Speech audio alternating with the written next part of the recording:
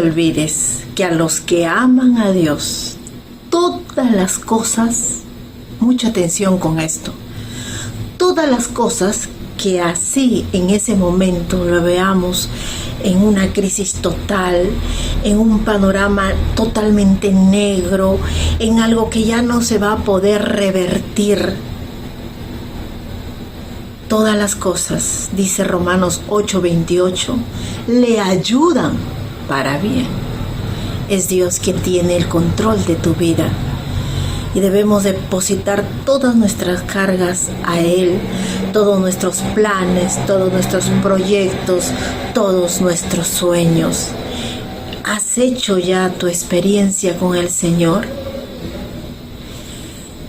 Mi suegro siempre dice que cuando nosotros le pedimos a Dios fe, que nos aumente la fe, estamos pidiendo más pruebas. Y justamente son en estas pruebas que tenemos donde nosotros vemos cuánto nos ama Dios, cuán cercano está allí. Hagamos que nuestra vida dependa completamente del Señor. Dios va a hacer una obra maravillosa.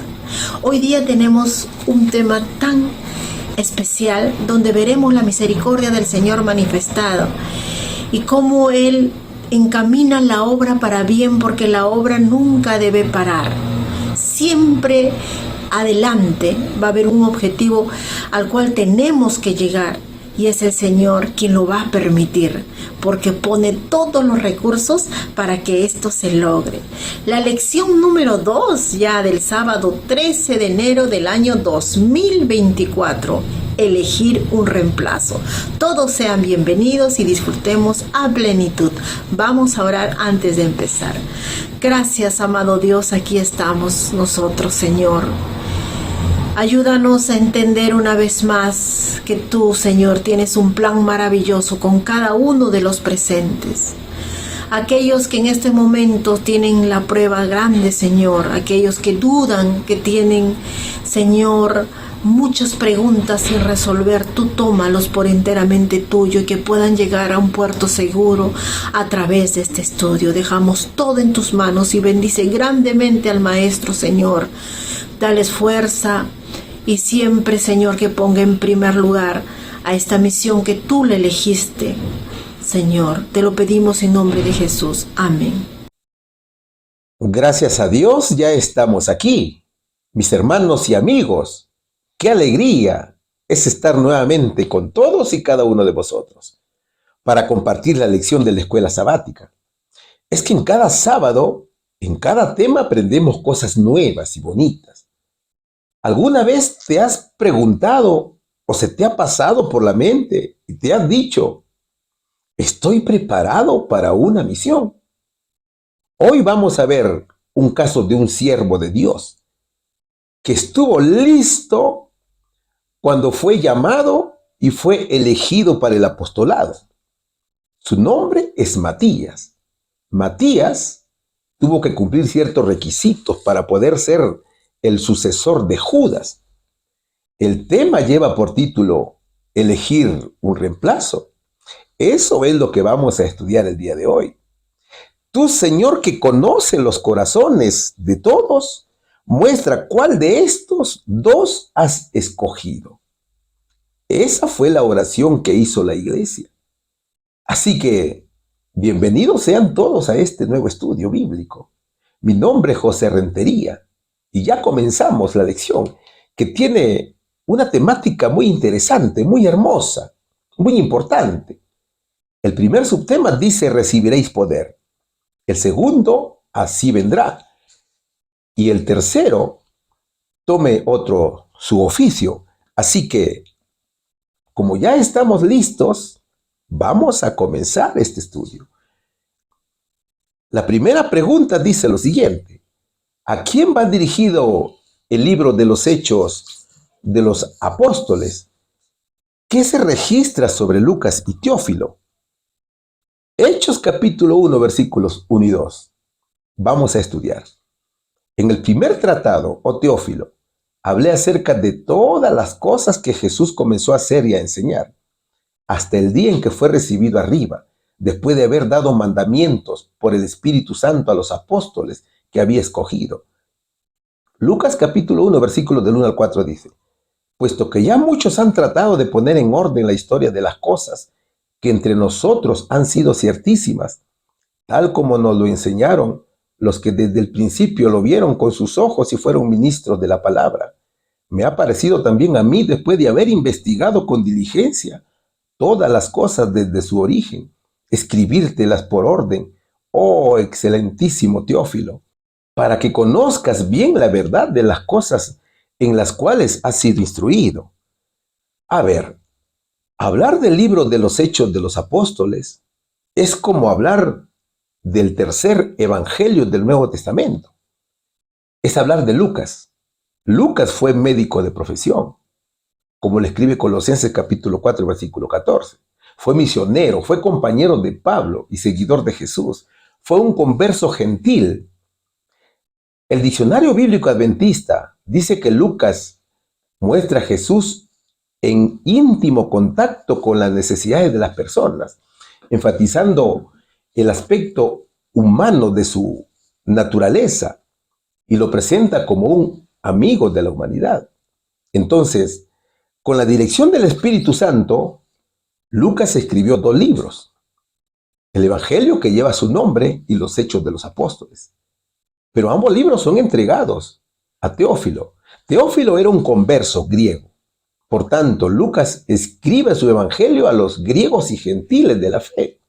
Claro, sin descuidar las raíces judías de Jesús. Ahora, si analizamos un poquito estos versículos, llegaremos a concluir que Lucas escribió para los griegos y puso a Jesús en contacto con las necesidades de la gente y destacó su naturaleza humana, presentándolo como el amigo de la humanidad. Lucas presenta la genealogía desde Jesús hasta Adán, mientras que Mateo escribió principalmente para los judíos. Es por eso que destaca a Jesús como el Mesías. Presenta a Jesús como el gran maestro y expone la verdad divina. Mateo presenta la genealogía de Jesús a partir desde Abraham, el fundador de su nación, mientras que Marcos escribió para los romanos, en la cual vemos a Jesús marchando a través del país con las noticias acerca del reino. Marcos pone énfasis entonces en los milagros de Jesús como una manifestación del poder divino que atestigua que es el Mesías. ¿Y qué del Evangelio de Juan? Juan en su Evangelio presenta a Jesús como el Verbo o la palabra, el Creador, el divino Hijo de Dios, o sea, el Verbo hecho carne. Lucas escribe pensando en los gentiles. Este médico revela a Cristo como el Salvador del mundo y amigo de la humanidad. Ahora mira, en el Evangelio según San Lucas, el médico misionero dice haber revisado los documentos históricos, o sea que este hombre era un gran investigador. Y además dice haber entrevistado a testigos presenciales. Es por eso que los versos 1 y 2 dicen: puesto que ya muchos han tratado de poner en orden la historia de las cosas que entre nosotros han sido ciertísimas, tal como nos lo enseñaron los que desde el principio lo vieron con sus ojos y fueron ministros de la palabra. Entonces, luego de investigar, luego de averiguar, luego de analizar y luego de concluir, Lucas hizo todas las cosas desde su origen. Escribió una historia en orden para que el lector pudiera conocer bien la verdad acerca de Jesús y sus buenas nuevas. Me ha parecido también a mí, después de haber investigado con diligencia, dice, todas las cosas desde su origen, escribírtelas por orden, oh excelentísimo Teófilo, para que conozcas bien la verdad de las cosas en las cuales has sido instruido.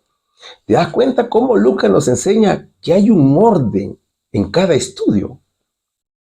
En cada investigación que tú hagas de Jesús, siempre tienes que tener un orden. Y eso lo hizo Lucas. Por eso él dice, haber investigado con diligencia todas las cosas para escribírtelas en orden, tal cual fueron. Qué hermosa esta enseñanza, ¿no es cierto? Lucas no fue testigo de las acciones de Jesús, Es por eso que dice que ha investigado, ¿te das cuenta? Ahora, en el libro de los Hechos de los Apóstoles, Lucas narra los inicios de la iglesia de Jesús. Enseña acerca de la venida del Espíritu Santo, la obra de los apóstoles, especialmente de Pablo. También narra el crecimiento de la iglesia en el mundo. Fue Lucas quien permaneció con Pablo durante buena parte de su misión. Estuvo en el encarcelamiento y hasta su muerte. Te invito a revisar Hechos capítulo 16, versículos del 6 al 11. Entonces, este libro está dirigido al pueblo gentil, ¿no es cierto? En el primer tratado, Teófilo dice, hablé acerca de todas las cosas que Jesús comenzó a hacer y a enseñar, hasta el día en que fue recibido arriba, después de haber dado mandamiento por el Espíritu Santo a los apóstoles que había escogido, dice Hechos, capítulo 1, versículo del 1 al 2. Dicho en otras palabras, un gentil escribe a otro gentil y le narra en orden los sucesos desde que comenzó la obra misionera de Jesús hasta su ascensión al cielo. ¿Te das cuenta? Entonces, además de los gentiles, también escribió para los judíos convertidos. Los estudios dicen que el libro que escribió Lucas se hizo por los años del 60 al 69 después de Cristo aproximadamente. El primer tratado es el Evangelio de Lucas, que menciona el verso. Es como decir, el primer volumen o en la primera parte. Teófilo significa amado de Dios. Y algunos estudios dicen que Teófilo era de Antioquía, de Siria. Era una persona de fe, muy distinguida, que le gustaba mucho el estudio de la palabra de Dios. Ahora, el libro de los Hechos presenta importantes eventos. Primero, eligen a Matías como un nuevo apóstol en sustitución del traidor Judas. Segundo, el cristianismo se extiende por toda la zona de influencia apostólica. Tercero, el mensaje de Dios fue enviado a los samaritanos y a los gentiles. Y cuarto, el concilio de Jerusalén y entre otros muchos más todavía. Entonces, este libro es muy importante para conocer todo lo que hizo la iglesia en sus inicios, ¿no es cierto? Porque ahí se narra algo tan interesante que todo el pueblo de Dios debe conocer. Te invito a ver la respuesta. ¿A quién va dirigido el libro de Hechos de los Apóstoles? A los gentiles. ¿Qué se registra sobre Lucas y Teófilo? Tanto Lucas como Teófilo eran gentiles. Pregunta número 2. Y aquí tenemos el primer subtítulo que dice, elegir un reemplazo. Después que Jesús ascendió al cielo, ¿qué esperaron los discípulos en Jerusalén? Sigamos estudiando el libro de los Hechos porque aquí se plasman toda la lección. Capítulo 1, versículo del 4 al 5 que dice, y estando juntos, les mandó que no se fueran de Jerusalén, sino que esperasen la promesa del Padre, la cual les dijo, oísteis de mí. Porque Juan ciertamente bautizó con agua, mas vosotros seréis bautizados con el Espíritu Santo dentro de no muchos días, dicen los versículos. A ver, ¿cuál fue la orden de Jesús a los discípulos? Veamos los versos con mucha atención. En verdad, Jesús dio 2 órdenes. Primero, no salir de Jerusalén. ¿Por qué deberían quedarse en Jerusalén? Porque en Jerusalén fue el escenario del sacrificio por la raza humana de Jesús. En Jerusalén, vestido de la humanidad, caminó y habló con los hombres. Y pocos comprendieron cuánto se había acercado el cielo a la tierra. ¿Por qué más? Porque muchos creían en secreto que Jesús era el Hijo de Dios. Y muchos que habían sido engañados por los sacerdotes y gobernantes también creían en él, pero de manera secreta. Por tanto, el evangelio debía ser proclamado también a ellos. Mediante Cristo puede obtenerse la remisión de los pecados. Y segundo, el verso dice esperar la promesa del Padre de la venida del Espíritu Santo. Es decir, había que tener paciencia. Era una prueba de paciencia que el Señor había puesto a los discípulos. No había lugar para desesperarse, ¿no es cierto? ¿Eso qué significa? Eso significa que la espera valía la pena. Ellos tenían la promesa de que vendría el Espíritu Santo, por tanto debían cultivar la paciencia. Ya te dije que esto era una prueba de paciencia. Y estando juntos, les mandó que no se fueran de Jerusalén, sino que esperasen la promesa del Padre, la cual les dijo, y oísteis de mí. Así dice Hechos capítulo 1, versículo 4. El Señor había hablado que enviaría a otro consolador. ¿Para qué enviaría otro consolador? Primero, para que esté con ellos para siempre. Segundo, para enseñar todas las cosas y recordar las palabras de Jesús. Tercero, para dar testimonio de Cristo. Cuarto, para convencer al mundo de pecado, de justicia y de juicio. Quinto, para guiar en toda la verdad, hablar todo lo que oyere y revelar las cosas que habrían de venir.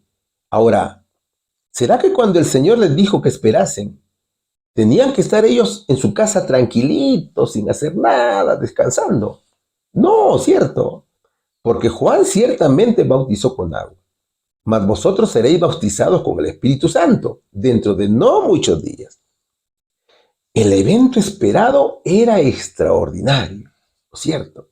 Era un gran crecimiento espiritual. Ellos no debían estar ociosos, sino que debían estar continuamente en el templo, en arrepentimiento sincero, en oración, ¿no es cierto? Ellos estuvieron reunidos para presentar sus pedidos al Padre en el nombre de Jesús.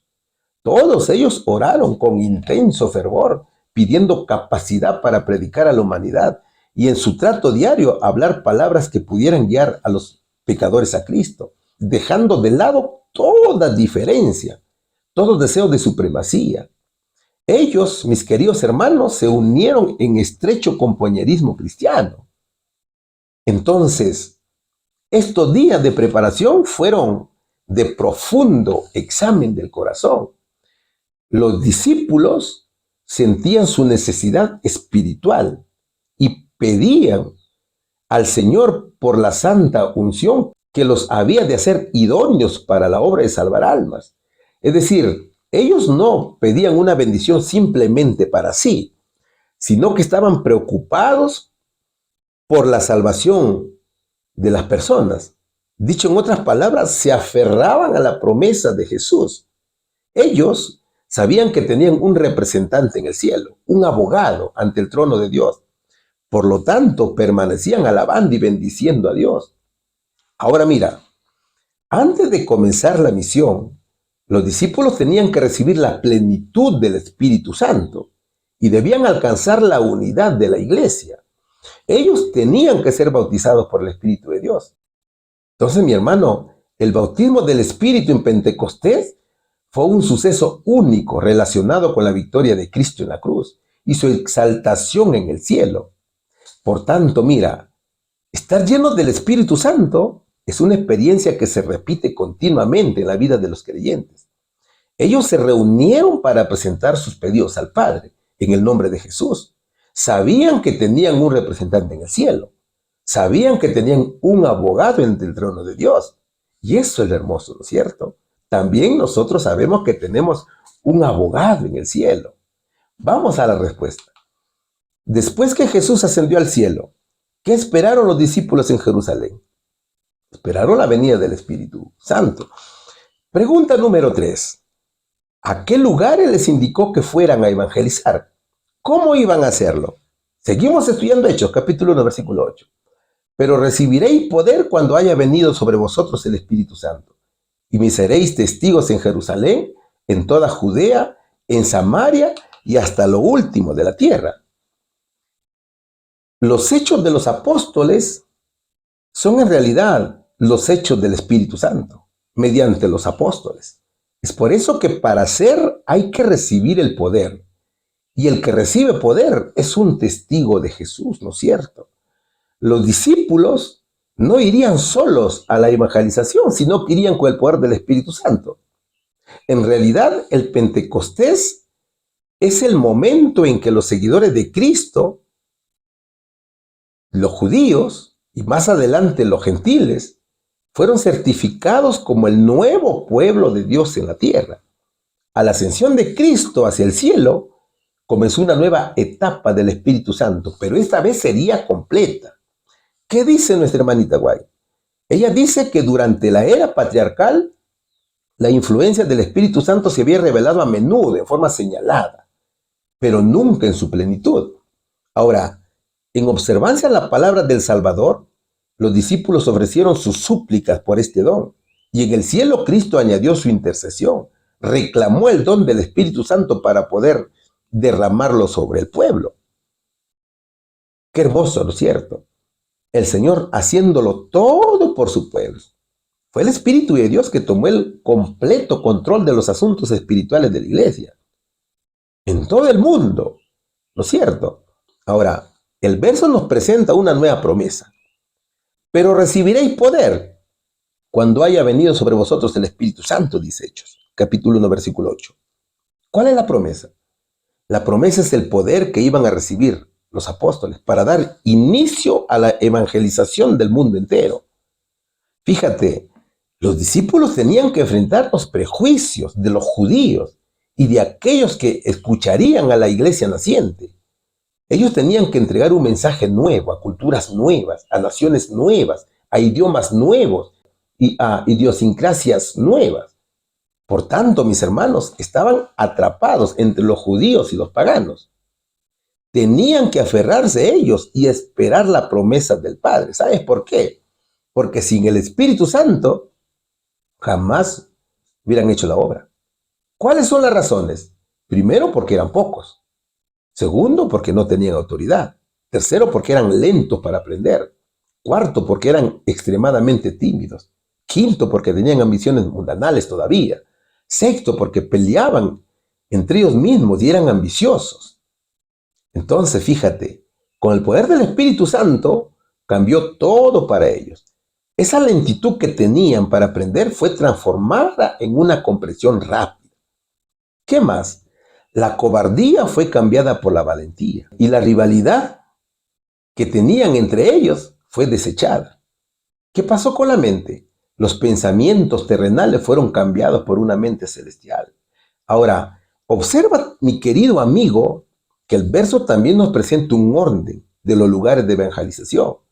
Me seréis testigo en Jerusalén, en toda Judea, en Samaria y hasta lo último de la tierra, dice.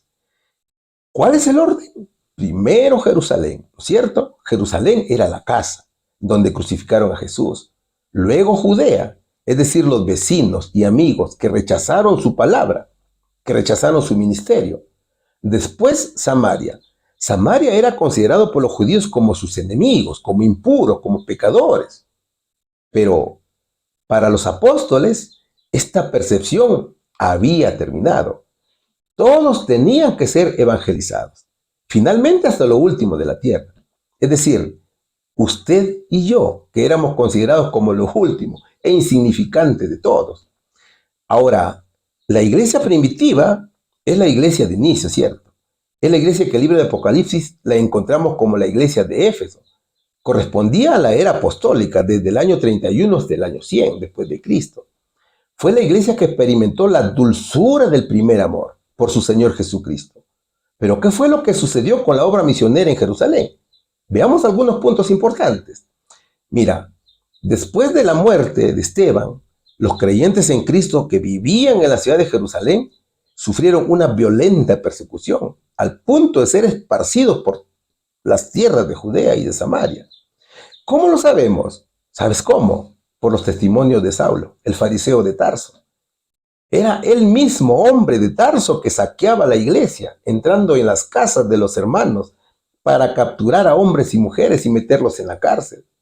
Es que según él tenía celos por Dios. Saulo era un hombre cruel, violento y furioso. Y cuando eran condenados a muerte, él daba su voto sin dudar. Ahora, en aquel tiempo, que era muy peligroso, se pudo ver la valentía de Nicodemo, que despertó de su sueño y comenzó a predicar a Jesús crucificado. Acuérdate que Nicodemo era demasiado orgulloso como para reconocer abiertamente su interés por Jesús, al punto de visitarlo y conversar con él en la noche, ¿no es cierto?, en secreto. Solo que cuando Cristo fue crucificado, recordó las palabras que Jesús le dijo esa noche que conversaron en el Monte de los Olivos. ¿De qué se acordó entonces? Como Moisés levantó la serpiente en el desierto, así es necesario que el Hijo del Hombre sea levantado. Eso se acordó Nicodemo. Pero no solamente fue Nicodemo, sino que también fue José de Arimatea, que junto a Nicodemo pagaron los gastos de la sepultura de Jesús. Entonces, fueron estos dos hombres que cumplieron una extraordinaria labor en la misión de los apóstoles y demás creyentes. Mi querido hermano, los discípulos tenían miedo de identificarse como creyentes y seguidores de Jesús. Sin embargo, Nicodemo y José de Arimatea acudieron en su auxilio. En esos momentos de tinieblas, esta ayuda de los varones ricos y honrados era tremendamente necesaria. ¿Sabe por qué? Porque cuando los judíos trataron de destruir la naciente iglesia, Nicodemo salió en su defensa. Nicodemo no tenía duda de que Jesús era el Mesías y animó a los discípulos a seguir en la obra al punto de usar sus riquezas para ayudar en el sostenimiento de la iglesia de Jerusalén y también la obra de evangelización y quedarse pobre inclusive en los bienes materiales. Sin embargo, nunca claudicó en su fe. Entonces, fíjate, esa persecución fue una bendición para el pueblo de Dios, porque dio lugar a un gran impulso a la obra del Evangelio. El Señor obró por medio de ellos, y por donde iban sanaban enfermos, y los pobres escuchaban la predicación del Evangelio. Uno de estos hermanos expulsados de Jerusalén fue Felipe, que fue uno de los 7 diáconos. Felipe fue a Samaria y predicaba a Cristo, y muchos paralíticos y cojos eran sanados. Así que había gran gozo en aquella ciudad. Así lo registra Hechos capítulo 8, versículos del 4 al 8. Aunque en Samaria habían ya recibido la palabra de Dios por medio de la mujer samaritana, ¿no es cierto? Después de su encuentro con Jesús. Allí los samaritanos dieron la bienvenida a estos hermanos, a pesar de que antes fueron enemigos. Pero ahora, mi querido hermano, muchos aceptaron a Jesús y la obra creció tanto que Felipe tuvo que pedir ayuda a la iglesia de Jerusalén. Ahora mira, no solamente la responsabilidad de ser misionero es del pastor, ojo aquí, sino de todo aquel que ha recibido a Cristo. ¿Te das cuenta? Todos debemos decir, ven al Señor. Y el espíritu y la esposa dicen, ven. Y el que oye, diga, ven, dice Apocalipsis. Capítulo 22, versículo 17. O sea, todos debemos decir, ven. No importa el lugar donde te encuentres. Tú debes decir, ven. Ven al Señor Jesucristo. Arrepiéntete, conviértete, bautízate, haz su santa voluntad. Eso es lo que tenemos que hacer. Acuérdate de lo que dijo el Señor en la parábola de los obreros de la viña. ¿Por qué estáis aquí todo el día desocupados? ¿Te acuerdas de esa hermosa parábola que hemos estudiado? Y también vosotros a la viña y recibiréis lo que sea justo, dijo en Mateo capítulo 20, versículos 6 y 7. Entonces, mi querido amigo, en nuestra misión debemos preguntarnos, ¿cuál es nuestra Jerusalén? ¿Cuál es nuestra Judea? ¿Cuál es nuestra Samaria? ¿Y cuál es lo último de la tierra? Debemos preguntarnos, mi querido hermano, ¿por dónde vamos a empezar?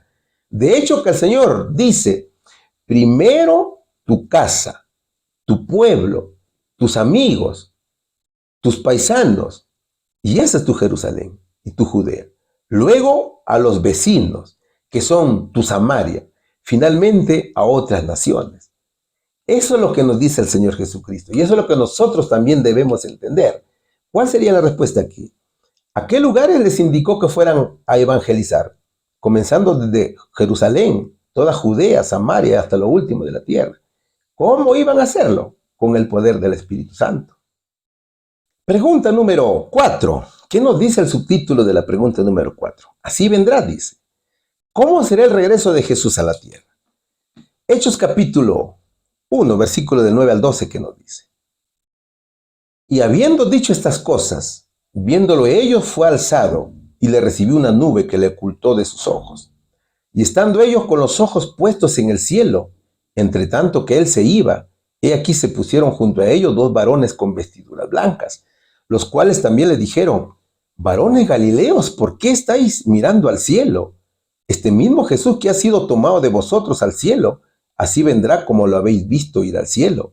Entonces volvieron a Jerusalén desde el monte que se llama el Olivar, el cual está cerca de Jerusalén, camino de un día de reposo. Antes de dejar a sus discípulos, el Señor replicó una vez más la naturaleza de su reino.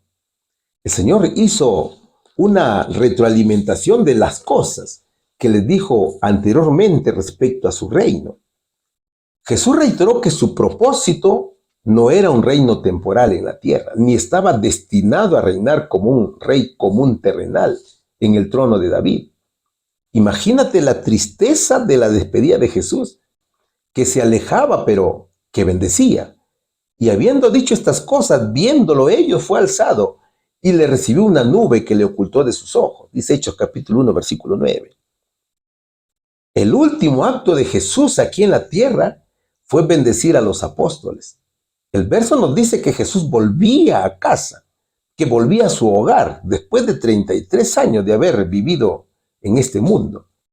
Y quienes los vieron partir fueron testigos fieles de su viaje al cielo. Es decir, la ascensión no fue de noche. No, tampoco fue en secreto. ¿Te das cuenta?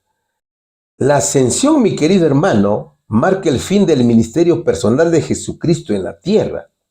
Y después de haber padecido, se presentó vivo durante 40 días para instruir a los discípulos acerca de su misión evangelizadora. Sin embargo, después de su partida ya no volvieron a verlo en la tierra. ¿Sabes? Si la entrada de Cristo en el mundo fue un milagro de Dios, también lo fue su salida. Ahora, la obra encomendada a los discípulos necesitaba de gran eficiencia, porque acuérdate que Satanás había puesto ahora la mira en los apóstoles y su maldad era grande contra el mundo entero. Entonces, el Señor en toda su obra terrenal los preparaba para una labor individual que se desarrollaría conforme al número de creyentes llamados que iba creciendo y que finalmente alcanzaría hasta el último rinconcito de la tierra. La misión era proclamar las buenas nuevas de salvación de las almas. Entonces, culminadas las instrucciones, el Señor tenía que partir. ¿Y desde dónde lo hizo? Llegado el momento de la ascensión a su Padre, de vuelta a su hogar celestial, el Señor tenía que volver al trono celestial de donde había venido, ¿no es cierto? Era el momento de ir al Monte de los Olivos, que se ubicaba cerca a Betania para su ascensión. Es que ese lugar fue el elegido para ascender al cielo, como lo registra Hechos capítulo 1, versículo 12. Fue en aquel monte donde solía orar. Era en el monte de Getsemaní, donde lo hacía como varón de dolores, pero esta vez iba como glorioso triunfante rey. Desde el monte de los Olivos entonces había de ascender al cielo. Y fue a este lugar donde se dirigió con sus 11 discípulos. Y mientras pasaban por la puerta de Jerusalén, la gente los miraba y se admiraban de ver a Jesús resucitado, caminando con sus discípulos. Solo que ellos no sabían que ese día el Maestro iría al cielo. Y al igual como lo hacía antes de su muerte, conforme caminaba, lo retroalimentaba con la palabra de Dios y les recordaba las lecciones que le dio la noche de su agonía. Entonces, al llegar al Monte de los Olivos, Jesús llevó a los discípulos a la parte más alta de la montaña, hasta llegar cerca de Betania. Allí se detuvo. Los discípulos lo rodearon. Rayos de luz parecían irradiar su semblante. Mientras los miraba con amor, les hablaba sus últimas palabras, que fueron palabras de profunda ternura.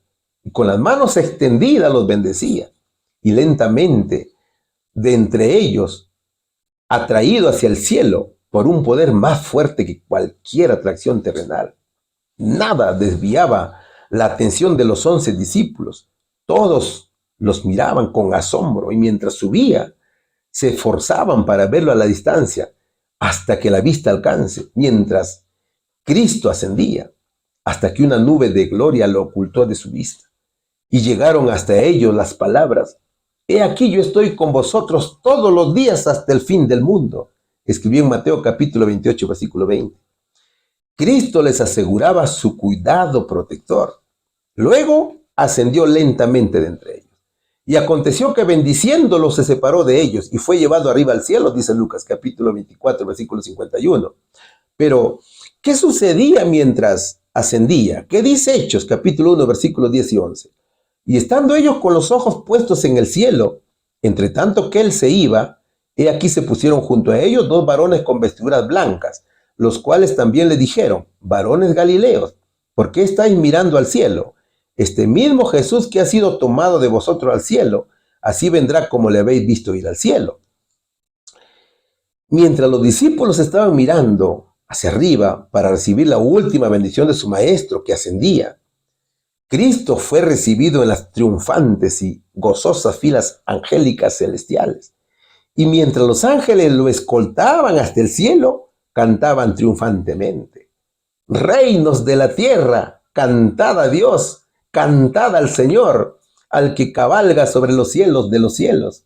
Atribuid fortaleza a Dios, sobre Israel es su magnificencia, y su poder está en los cielos, dice Salmos capítulo 68, versículos del 32 al 34. Qué bonito, ¿no es cierto? Tras Jesús iba la multitud de resucitados. ¿Qué pasó al acercarse al cielo?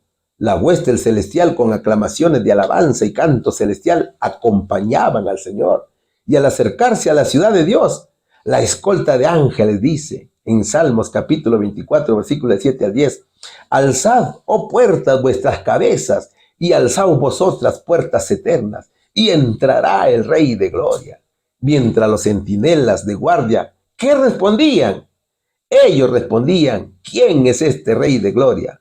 Aunque pareciera que los centinelas no conocieran a Cristo, sin embargo, mi querido hermano, eso no era así. No es que no lo conocieran, sino que ellos querían escuchar la respuesta de sublime alabanza a nuestro Señor Jesucristo. Jehová, el fuerte y valiente, Jehová, el poderoso en batalla. Alzad, oh puertas, vuestras cabezas, y alzad vosotras puertas eternas, y entrará el Rey de gloria. Nuevamente se vuelve a oír la misma pregunta: ¿quién es este Rey de gloria? Y nuevamente los ángeles, el coro de la escolta responde: Jehová de los ejércitos es el Rey de gloria. ¿Das cuenta? Es que los ángeles no se cansan nunca de oír y glorificar su nombre. Pero, ¿qué pasó luego? Las puertas de la ciudad de Dios se abren de par en par. Era el recibimiento del fuerte, valiente y poderoso Rey. Era nuestro Señor Jesucristo. La multitud ingresa por las puertas, en medio de un gran gozo y alegría. Es allí donde está su hermoso trono, que alrededor tiene el arco iris de la promesa. Allí están los querubines y los serafines, cuyas representaciones fueron hechas en el arca del pacto del santuario terrenal. Allí estaban los jefes de las huestes angélicas, los hijos de Dios. Allí estaban los representantes de los mundos que nunca se dieron a la tentación y al pecado. Allí están todos congregados. Pero ¿qué sucedió mientras los discípulos presenciaban la ascensión de Jesús? Hechos capítulo 1, versículos 10 y 11 dice: estando ellos con los ojos puestos en el cielo, entre tanto que él se iba, he aquí se pusieron junto a ellos dos varones con vestiduras blancas, los cuales también le dijeron: varones Galileos, ¿por qué estáis mirando al cielo? Este mismo Jesús que ha sido tomado de vosotros al cielo, así vendrá como le habéis visto ir al cielo. Este es un mensaje de esperanza, de gozo, de alegría para todo el mundo. Te repito la segunda parte del verso 11.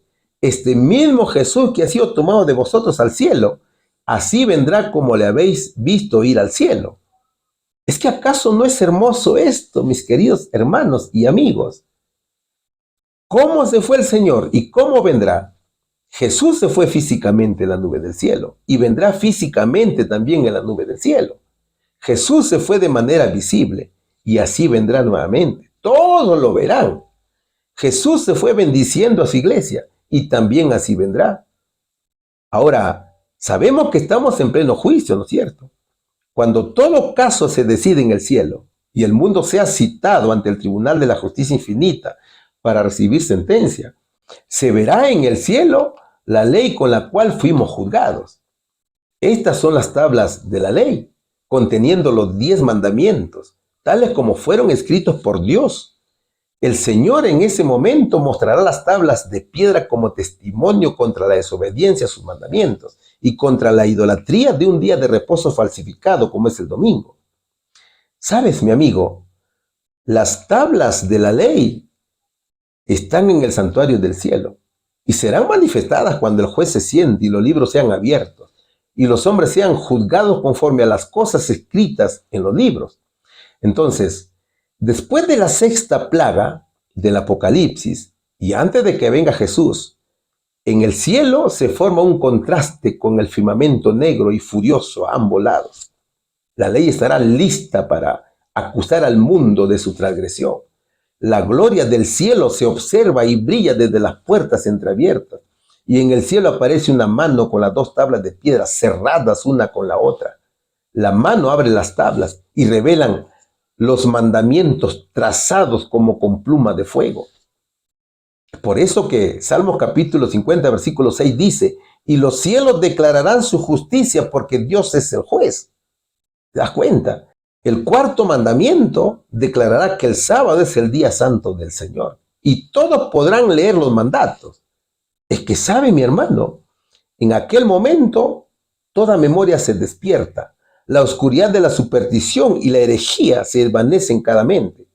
Y los 10 mandamientos de Dios, breves, detallados y autorizados, se presentan ante la vista de todos los habitantes de la tierra. Así que allí no habrá excusa en decir, yo no sé leer.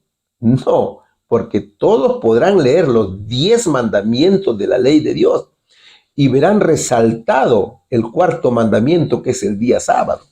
Cristo en su segunda venida vendrá cubierto de vestidos blancos, que ningún lavador en la tierra los puede hacer tan blancos, como dice Marcos capítulo 9, versículo 3. Él vendrá en su propia gloria y en la gloria de su Padre, y toda la hueste angélica lo escoltará en su venida. Entonces los redimidos serán coronados con gloria, honor e inmortalidad.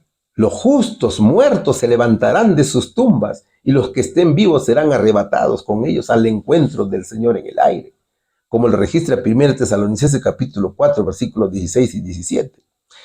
Es el mismo Cristo quien dará la bienvenida a su presencia en el reino celestial. Ahora, ¿qué pasó con los discípulos luego de recibir esta hermosa promesa? ¿Qué dice Hechos capítulo 1, versículo 12? Entonces volvieron a Jerusalén desde el monte que se llama del Olivar, el cual está cerca de Jerusalén, camino de un día de reposo. Los apóstoles que fueron testigos de la partida de Jesús al cielo regresaron, y cuando volvieron a Jerusalén, la gente los miraba con asombro porque pensaban que después de haber visto el juicio, los sufrimientos por lo que pasó Jesús y la crucifixión, estarían avergonzados, acabados, derrotados y afligidos. Sin embargo, ellos estaban tranquilos, contentos, gozosos. La gente vio en los discípulos rostros felices y de triunfo, rostros brillantes de felicidad divina. El llanto que llevaban los discípulos no era de dolor ni esperanzas frustradas, sino que eran de agradecimiento a Dios, y contentos daban testimonio de la resurrección de Jesús y la ascensión al cielo, y también daban testimonio de su segunda venida. Ellos mostraban al mundo la promesa de la segunda venida de Jesús. Fue el día de Pentecostés que les trajo la plenitud del gozo con la presencia del Consolador, así como Cristo lo había prometido. ¿Qué nos dicen las respuestas aquí? ¿Cómo será el regreso de Jesús a la tierra? De manera física, y todo ojo lo verá. Pregunta número 5. Vamos a estudiar el subtítulo que dice, tome otro su oficio. ¿Qué propuesta hizo Pedro a sus hermanos para ocupar el lugar que dejó Judas? ¿Cómo debe cada hijo de Dios ocuparse de sus propias responsabilidades? ¿Qué nos dice Hechos, capítulo 1, versículos del 16 al 20?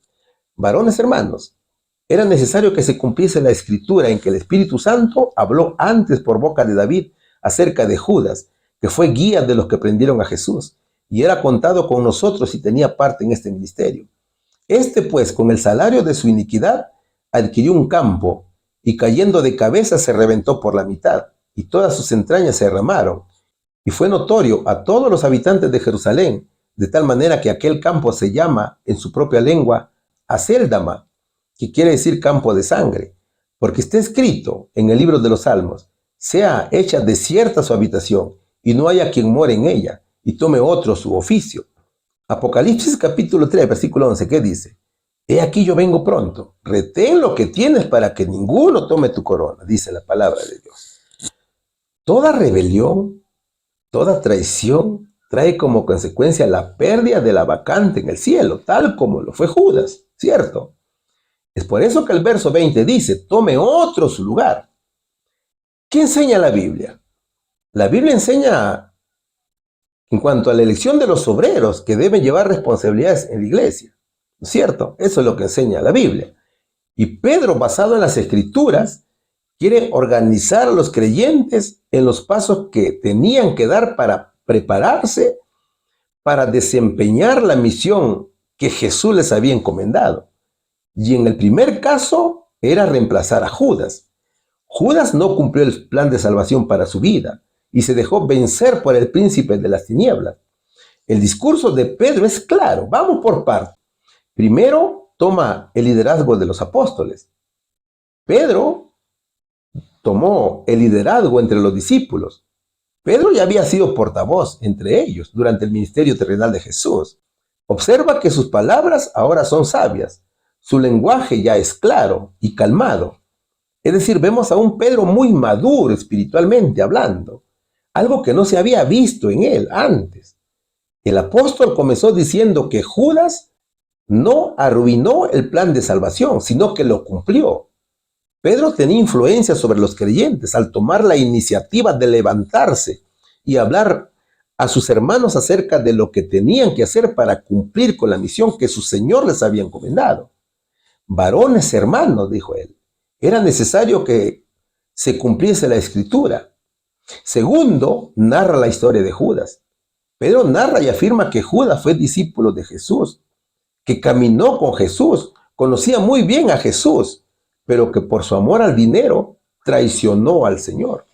Y continúa narrando la manera como murió Judas. El apóstol dice que Judas se ahorcó, pero que aparentemente falló en el intento. Se cayó y lo mató el impacto de su caída desde el árbol en el campo de sangre. Este campo era de sangre, no solo porque Judas derramó su sangre allí, sino porque también fue comprado con dinero de la traición, o fue dinero de sangre dado al traidor de Jesús, que fue Judas, ¿cierto? Es por eso que dice, era contado con nosotros y tenía parte en este ministerio. Este, pues, con el salario de su iniquidad, adquirió un campo, y cayendo de cabeza se reventó por la mitad, y todas sus entrañas se derramaron. Aquel campo se llama campo de sangre. Así lo escribe Hechos, capítulo 1, versículos del 17 al 19. Tercero, porque propone y justifica el reemplazo de Judas. Pedro sustenta aquí el pedido citando dos diferentes salmos. ¿Cuáles son esos salmos? Es el Salmo 69, 25 y Salmos 109, versículo 8. Entonces, con estos salmos mostró por qué Dios quería que eligieran a otro discípulo para reemplazar oficialmente a Judas.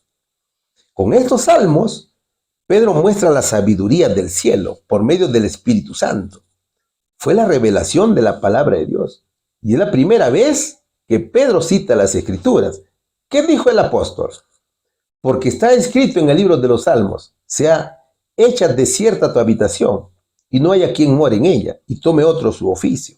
Así lo escribe Salmos capítulo 1, versículo 20.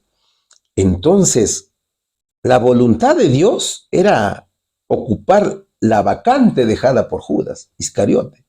Y para eso se determinaron requisitos. ¿Cuáles fueron estos requisitos que debía tener el reemplazante de Judas? Veamos lo que dice Hechos capítulo 1, versículo 21 y también el 22, pero en la Nueva Versión Internacional, para entenderlo mejor.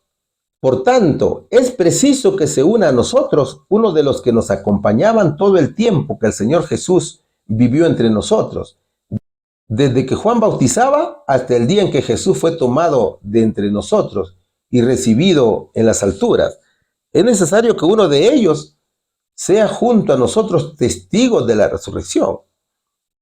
Primero, observa que hay requisitos aquí.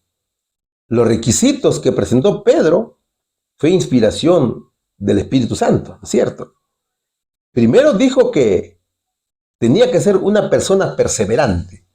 Es decir, tiene que ser alguien que desde el principio haya andado con Jesús y con nosotros. Eso dijo el apóstol. Esto nos habla de la importancia de la perseverancia para crecer en la obra del Señor. Segundo, tenía que ser una persona de experiencia y de buen testimonio. O sea, tiene que ser alguien que lo haya conocido, desde que Juan lo bautizó hasta el día en que subió al cielo. Es decir, que haya testificado de la vida, su ministerio, su muerte y resurrección del Señor Jesucristo. Entonces, mira, cuando vemos este versículo, nos damos cuenta que por los requisitos presentados por Pedro, a partir de allí nadie más los pudo cumplir. Así que aquellos que hoy dicen ser apóstoles son falsos. ¿Sabes por qué? Porque después de estos hombres, a excepción de Pablo, que no acompañó a Jesús durante su vida en la tierra, pero sí vio a Cristo resucitado en una visión camino a Damasco, y también donde se habla de Bernabé y otros que sí caminaron con Jesús desde su bautismo hasta su ascensión, tal cual lo hizo Matías. Pero luego de fenecida toda esa generación, ya no hay posibilidades de cumplir estos dos requisitos descritos en el verso 20. Y nadie más fue elegido apóstol. ¿No es cierto? ¿Eso qué significa? Que ahora ya no hay apóstoles.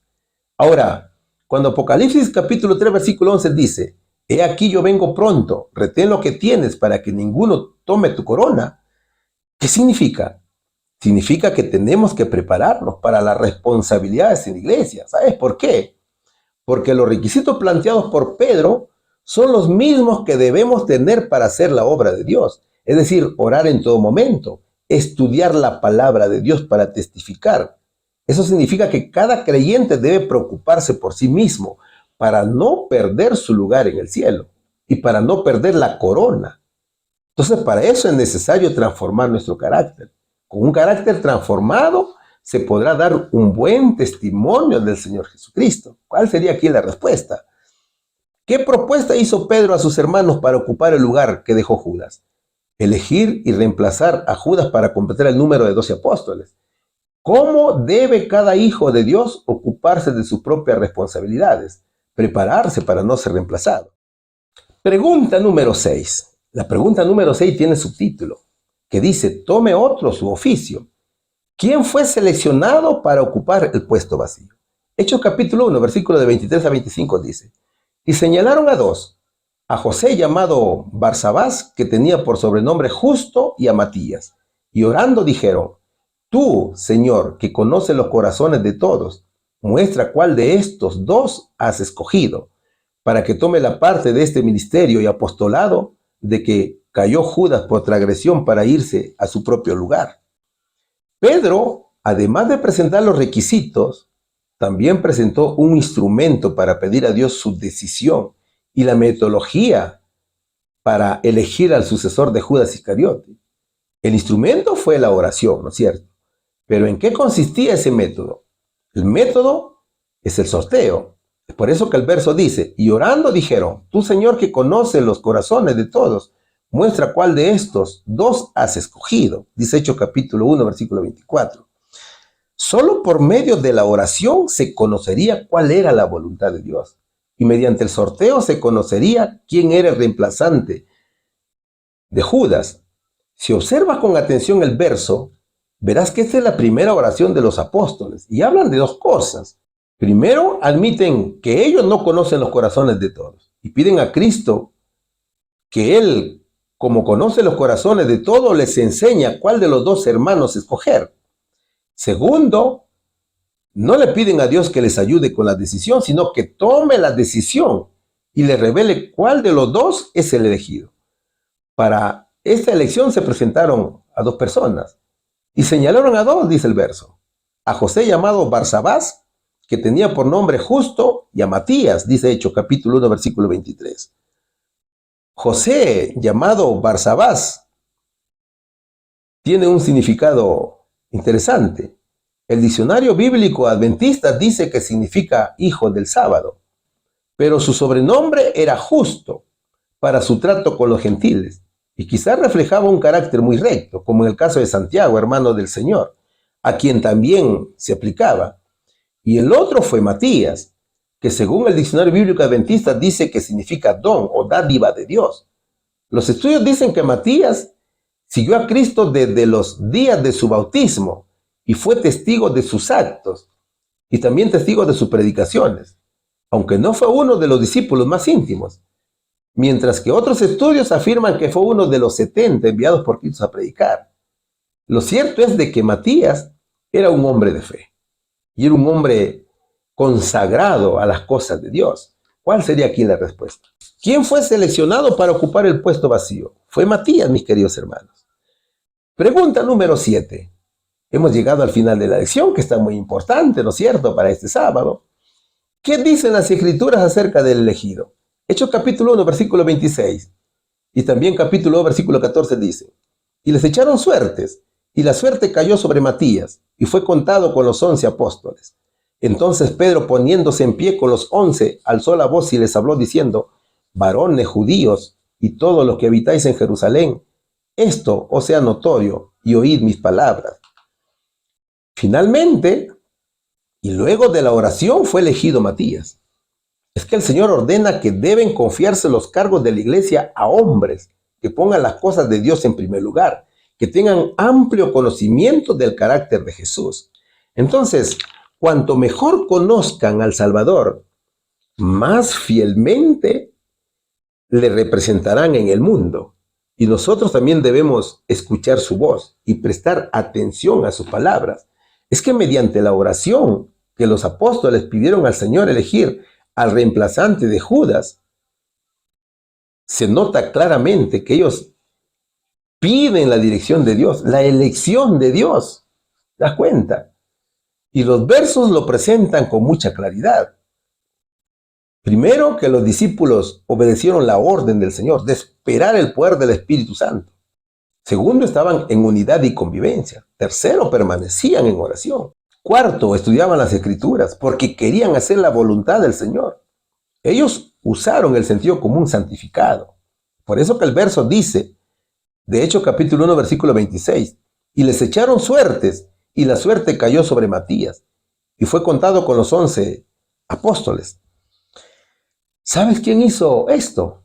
Es la iglesia, que eran como 120 personas, que estaban reunidas en asamblea. Reunidos todos juntos votaron con el método de echar suerte. O sea, la costumbre de echar piedritas blancas y piedritas negras. Después de haber orado y buscado la bendición del Señor, ¿te das cuenta? Ahora, ya eran nuevamente 12, y el reemplazante de Judas era Matías, que se integró al equipo para llevar el evangelio hasta los confines de la tierra. Este grupo era muy unido en oración, que buscaba el poder del Espíritu Santo. Es así como Jesús guía a su iglesia para que el mensaje llegue a todos. Entonces, cada dirigente de la iglesia debe ser muy responsable en todo, tanto en el manejo administrativo, misionero y eclesiástico. Fue Matías contado con los 11 apóstoles, y el número de apóstoles completo ya estaba todo listo para recibir al Espíritu de Dios. ¿Sabes cuándo fue esto? Esto fue en el día de la fiesta de Pentecostés, en la cual los seguidores de Jesús estaban reunidos en un mismo lugar. Cuando a eso de las 9 de la mañana oyeron un ruido muy fuerte que venía del cielo, que parecía el estruendo de una gran tormenta, y retumbó por todo el salón. Luego vieron que algo parecido a llamas de fuego que se colocaban sobre cada uno de ellos era el Espíritu Santo, que los llenó de poder a todos ellos. Y enseguida empezaron a hablar en otros idiomas. Cada uno hablaba según lo que el Espíritu Santo le indicaba. Es hermoso, ¿no es cierto? Eso sí que es extraordinario. Eso se llama la lluvia temprana de la iglesia. Ellos comenzaron a hablar en otras lenguas y la gente de otros países entendían sus idiomas.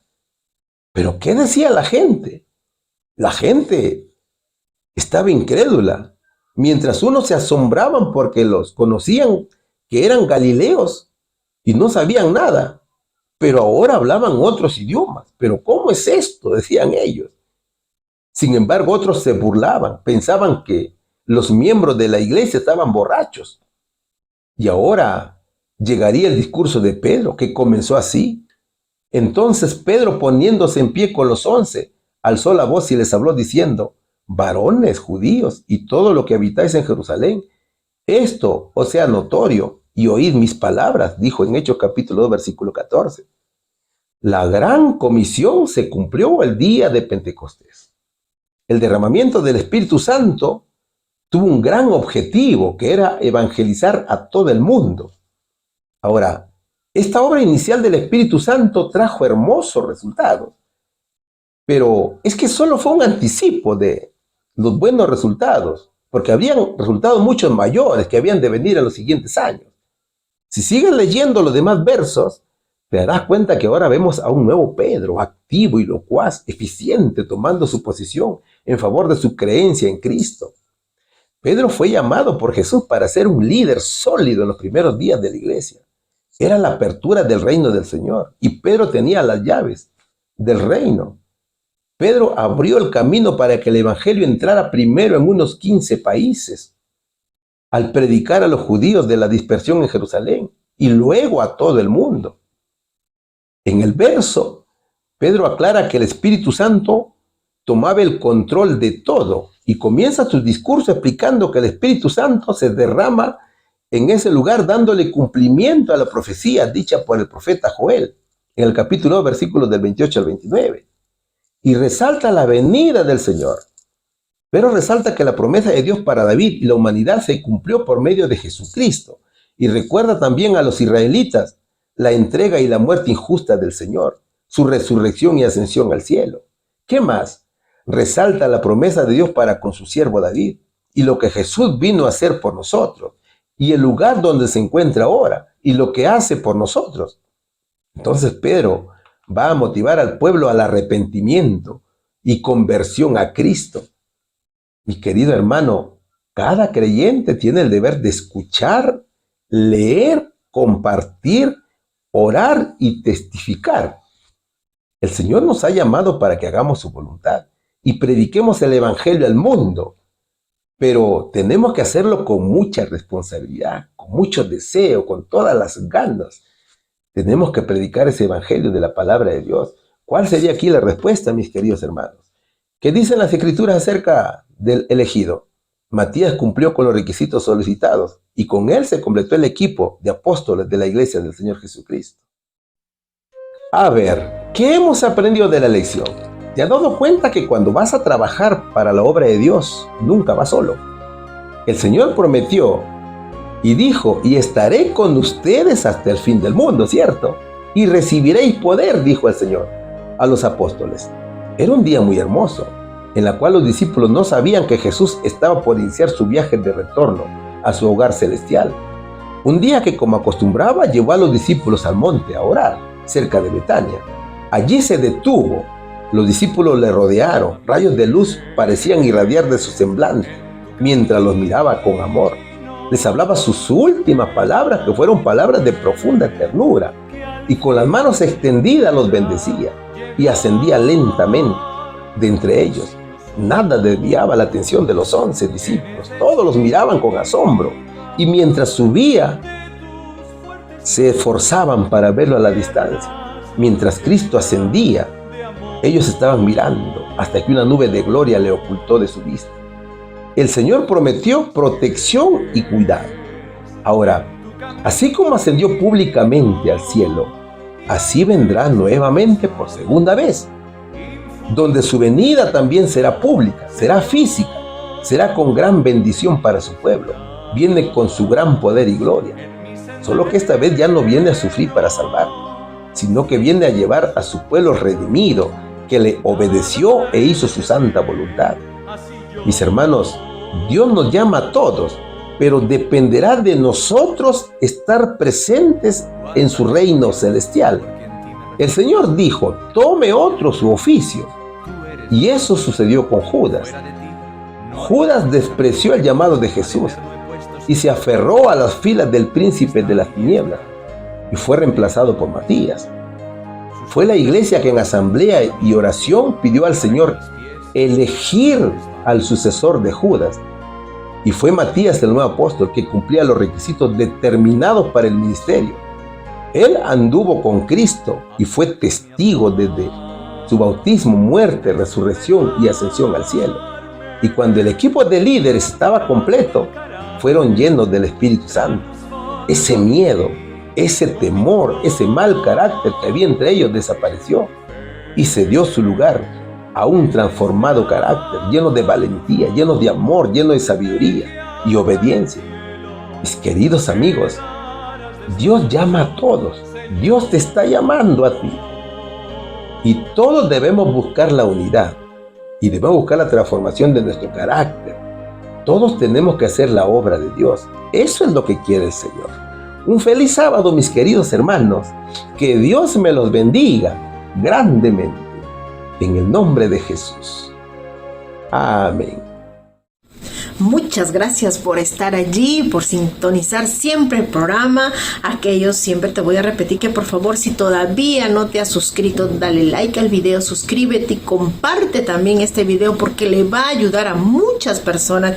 Ya sabes que aquí estudiamos solo la bendita palabra de Dios y va a ser recibida por muchas personas que necesitan un poco de aliento, paz en medio de la tormenta. Nos volvemos a encontrar muy pronto. Ora por nosotros, siempre lo hacemos también por cada uno de ustedes, y los mensajes que nos llegan, lo que nos escriben, nos llena de tanta alegría saber que ustedes están allí siempre deseosos de escuchar al Señor a través de su palabra. Oramos para despedirnos. Gracias, Señor, por todo tu amor y misericordia, por habernos elegido a pesar de, Señor, todo lo que somos. Ten misericordia, límpianos, purifícanos para tu servicio. Todo sea para la honra y gloria tuya. Amén.